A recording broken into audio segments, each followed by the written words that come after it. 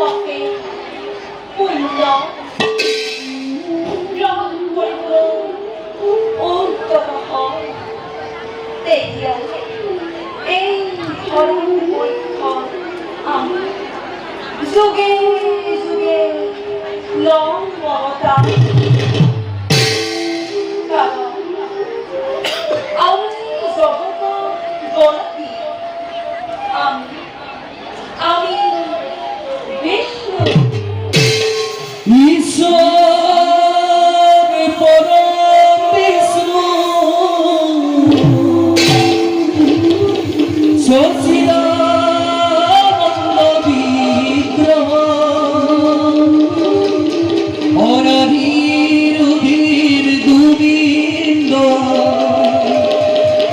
সর্ব কারণ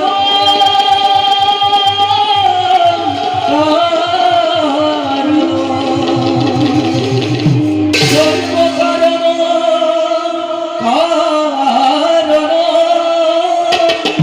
সর্ব কারণ সর্ব কারণ